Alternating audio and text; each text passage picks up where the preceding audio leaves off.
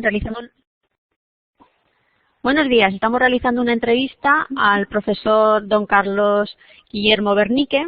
El profesor Bernique es director de la Fundación Holismo, también es director de la Cátedra Abierta de Discapacidad e Inclusión de la Fundación Holismo, es profesor titular de Psicopatología de la Universidad Museo Social Argentino y tenemos también la suerte de contar con él como profesor dentro del máster de Igualdad y Género de la Universidad Católica de Valencia San Vicente Mártir.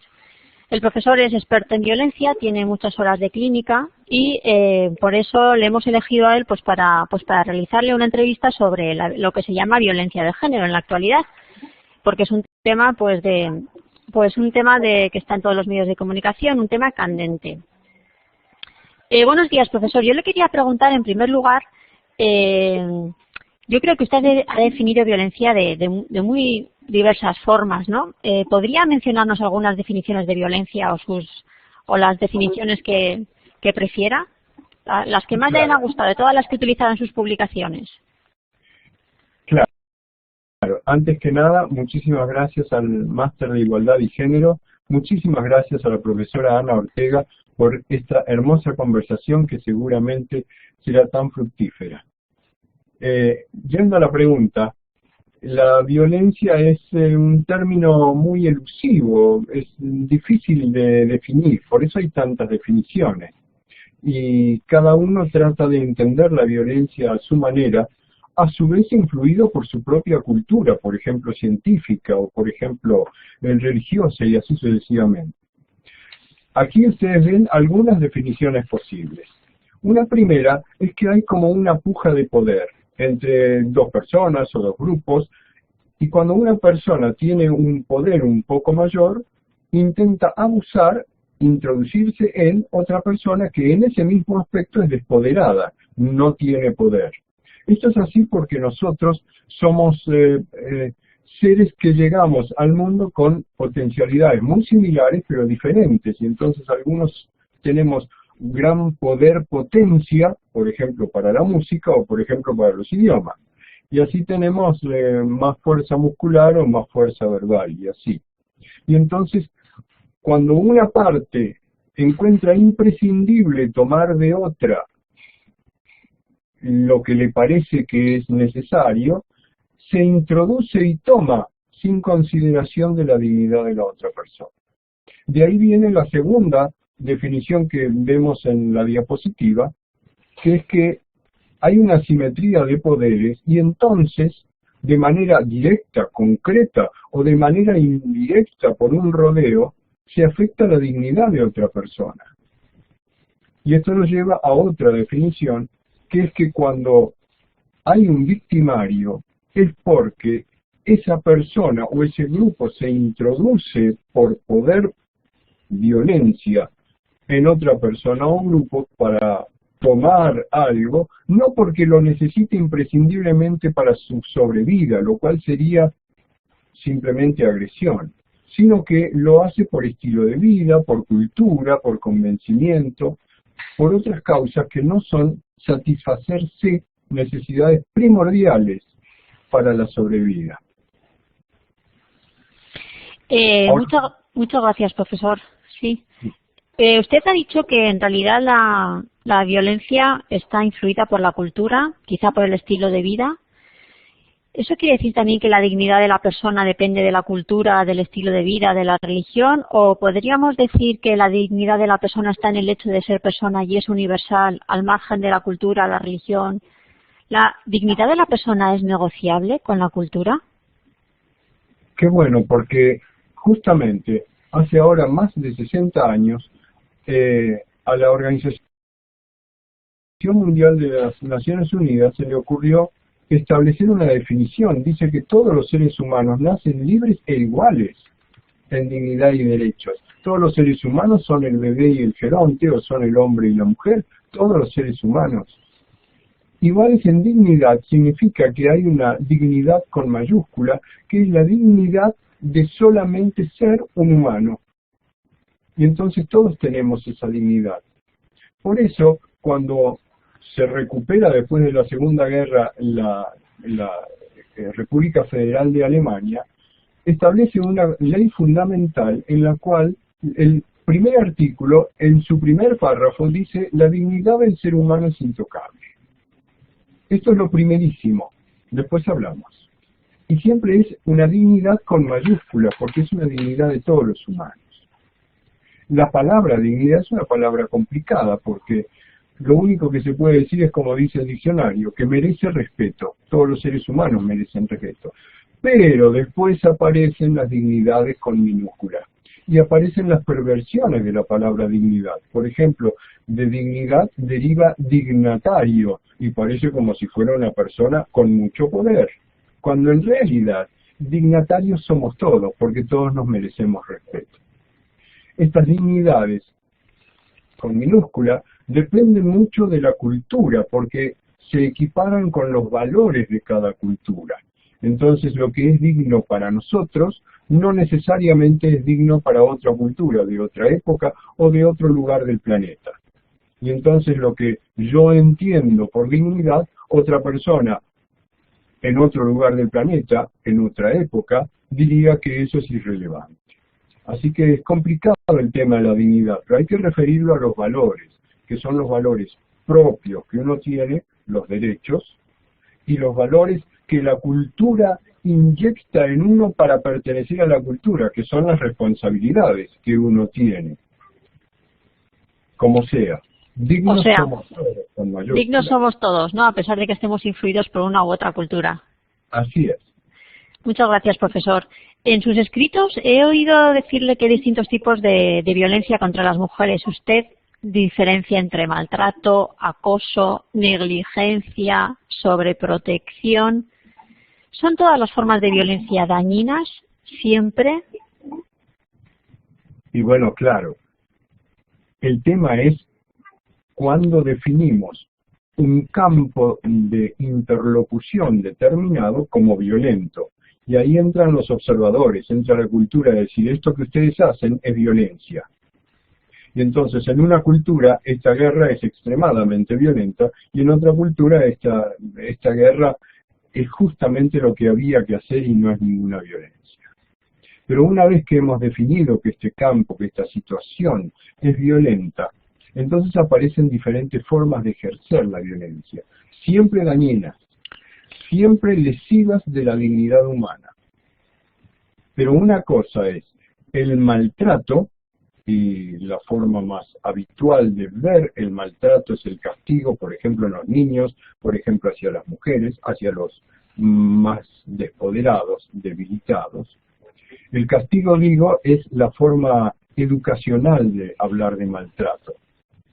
Y cuando digo castigo no estoy diciendo solamente el castigo físico, la bofetada, estoy diciendo también la mirada de acero, por ejemplo. Estoy diciendo también el hoy no te toca comer, como castigo. Ahora te vas a tu habitación, entre comillas, a pensar, como castigo. Estos son maltratos. Y el del acoso sabemos todos los días por los periódicos. Y dentro de los acosos, tantos acosos, el acoso sexual, el abuso de un poderoso hacia otro despoderado. Problema de género si los hay. El abuso sexual. El abuso siempre daña la dignidad porque es una violencia. Ahora, alguien tiene que estar para observar y diagnosticar. Esto que está pasando es una situación, un campo violento. La negligencia es otra violencia, que es: no me he enterado de que tengo responsabilidades hacia ti. Me das igual. Es lo mismo. Entonces, el negligido pasa a sentirse desamparado. ¿Y ahora quién me protege? ¿Quién me contiene? Una situación muy frecuente en niños y sobre todo en niños pequeños. Quedan a veces a solas o a solas con el televisor. Quedan a veces a solas y sin comida, esperando que sus padres lleguen, por ejemplo, en nuestra cultura, de un trabajo que tienen fuera de casa. Estas tres formas, maltrato, acoso, negligencia, están en todas las clasificaciones. Yo me permito agregar la sobreprotección como otra forma de violencia, de la cual rara vez nos damos cuenta que es violenta, porque es una violencia buenista. Lo hago por tu propio bien. Y entonces estoy sacándote tus derechos a la acción con infinidad de excusas. No sabes, no hay tiempo, yo lo hago mejor, lo hago por ti porque te amo. Y estamos mandándole el mensaje, tú solo no vas a poder, tú sin mí no puedes. Por eso digo que la sobreprotección también es violenta, es un gran tóxico para las emociones humanas. Muchas gracias, profesor. Sin embargo, en general, cuando se habla de violencia contra las mujeres, creo que solamente se habla de dos tipos de violencia, la violencia física y la violencia verbal. Todo lo que sean palizas, insultos, o todo lo que sean palizas, agresiones físicas, o todo lo que sean insultos, ironías. Sin embargo, usted también habla de la violencia simbólica. ¿Qué quiere decir usted con violencia simbólica? Bueno, primero hay que saber que todos los seres humanos actuamos simbólicamente. Quiere decir que prácticamente al año de vida, año y medio de vida extrauterina, empezamos a representarnos el mundo externo dentro de nosotros, como si tuviéramos videos y fotografías del mundo externo. Y entonces yo me relaciono con un objeto a partir de entonces para siempre, no con el objeto en sí, sino con lo que ese objeto representa en mi historia y según mis tradiciones. Y entonces yo puedo utilizar este objeto, pelota roja, con la cual todos jugamos, pero uno de los niños dice, esto no es una pelota, es una bomba. Y ya está simbolizando que está matando a alguien arrojándole la pelota. Esto es la vida simbólica que tenemos todos inevitablemente desde que estamos despiertos hasta que estamos dormidos, siempre. Y entonces el hombre y la mujer representan también símbolos dentro de la historia personal de cada uno. Mi mujer no es mi mujer en sí, es lo que mi mujer representa en mi actualidad, en mi historia y en mis tradiciones. Y entonces ahí es donde entra el gran peso de la cultura que me ha enseñado que por ser varón, ejemplo, yo tengo derechos sobre las hembras de la especie. Y entonces domino y creo que está bien dominar. Y mis parientes y mis vecinos me dicen que está bien dominar. Y esas niñas entran en una cultura donde les parece lo más lógico y lo más obvio ser las dominadas. Entonces se produce una desigualdad. Y si viene un antropólogo a mirar eso desde fuera de la cultura, dice, mi Dios, qué violentos que son los hombres contra las mujeres. Pero desde adentro de la cultura, a lo mejor no lo viven así. Algunas familias sí y otras no. Sin embargo, hay un tema muy importante, que es que esta subordinación naturalizada, hecha natural, así son las cosas, genera una emoción de malestar. Y ahí está el punto. ¿Me siento bien yo como mujer discriminada por ser mujer? Ejemplo. O como niño discriminado por ser niño, o como obeso discriminado por ser obeso. ¿O me genera un malestar emocional? Esa es la pregunta. Por eso le doy tanta importancia a la violencia simbólica, porque demuestra que no siempre la violencia es intencional. Así son las cosas. Yo te pego porque es el correctivo que Dios me ha dado, que la cultura avala, y todo está bien. Y entonces así eximimos de culpa al agresor. O se exime a sí mismo. Ese violento dice, pero yo lo que hago es lo que hacen mis parientes, lo que han hecho mis ancestros. Yo lo que hago es normal, comillas. Normal para nosotros, claro. Y entonces así nos quedamos discriminados hasta que alguien nos alerta. Pero mira que la discriminada no se siente bien con esto. Y entonces la cultura avanza un paso. Y como estamos en un momento civilizatorio excelente de juntarnos todos, todas las culturas en el planeta, empezamos a darnos cuenta de cuántas culturas, la nuestra incluida, claro, son violentas y son violentas incluso simbólicas. Esto es. Muchas gracias, profesor. Una de las frases que usted ha dicho varias veces y que la verdad es que nos ha hecho reflexionar es que la violencia contra las mujeres es una pandemia silenciosa. Pandemia porque está en todas las escalas de la sociedad, silenciosa porque parece que en todas las escalas de la sociedad se silencia y se sufre sin que nadie lo sepa.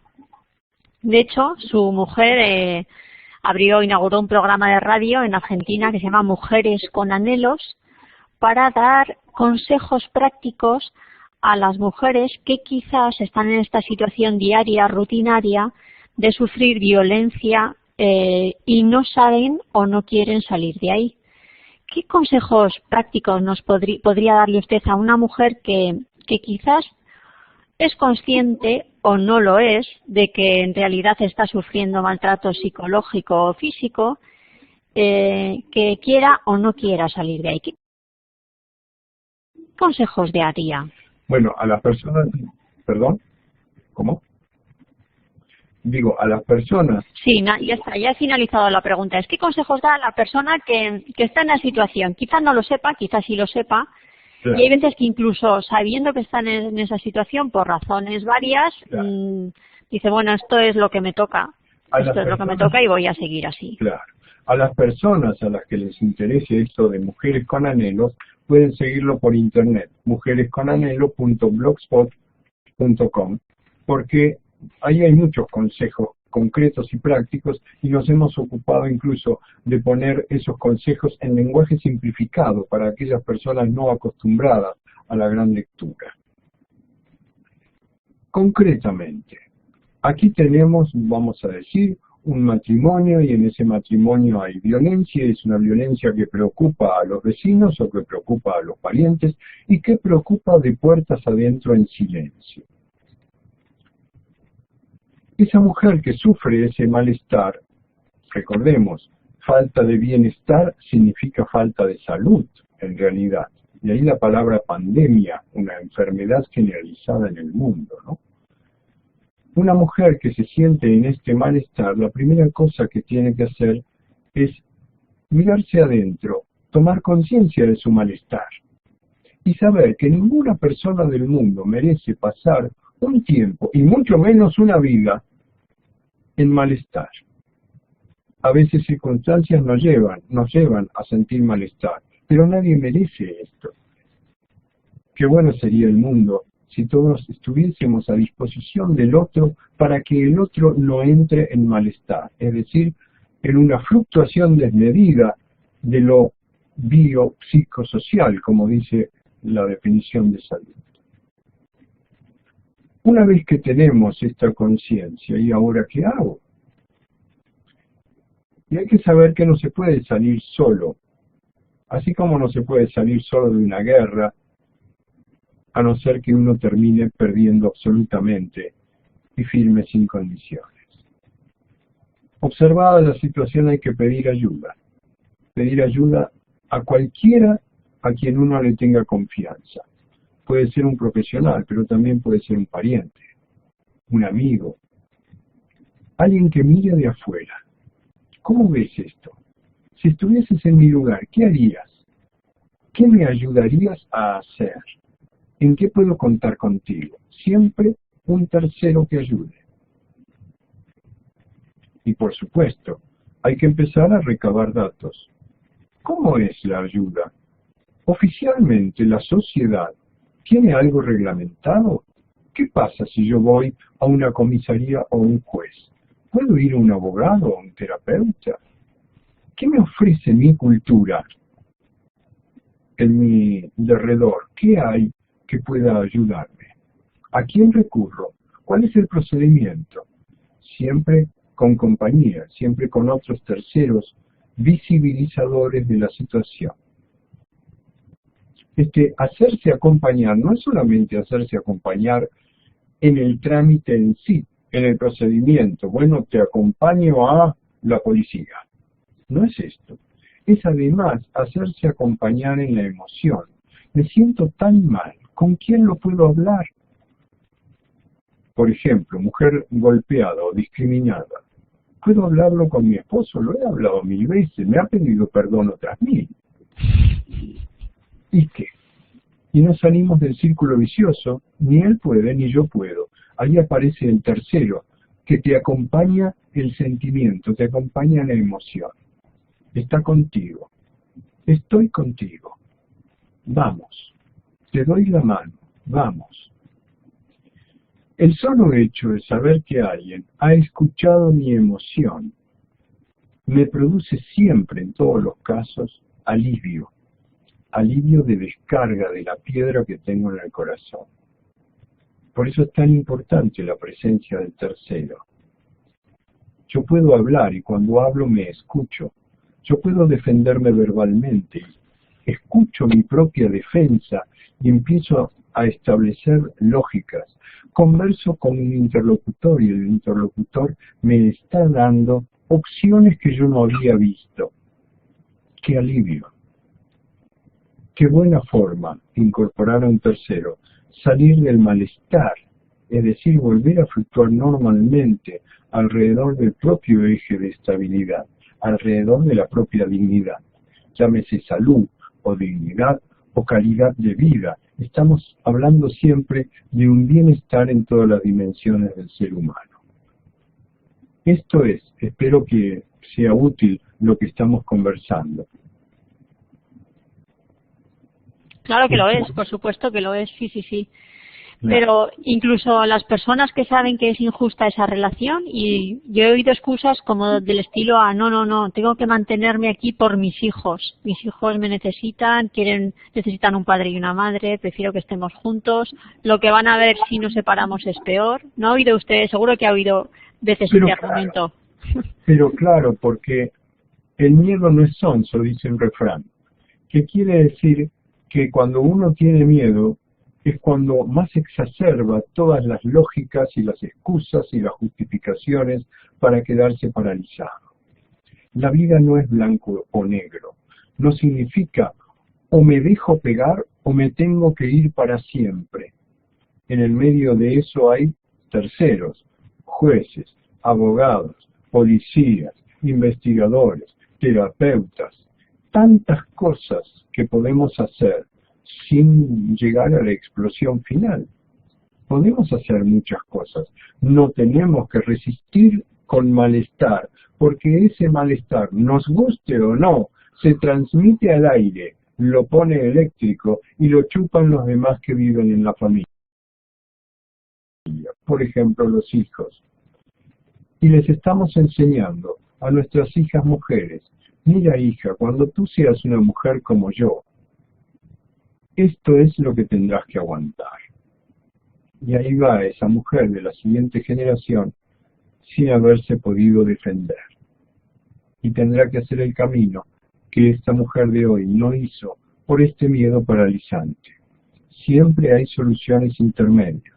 Las escaleras se suben de a un escalón, no hasta el último de un salto. Pues muchísimas gracias, profesor, por todas las respuestas que nos ha dado. Esperamos verle pronto en otra entrevista que le haremos. Hasta pronto. Bueno, sí. Con muchísimo agrado. Muchas gracias y saludos. Hay que detener la grabación. Lo he hecho, ¿sí? No.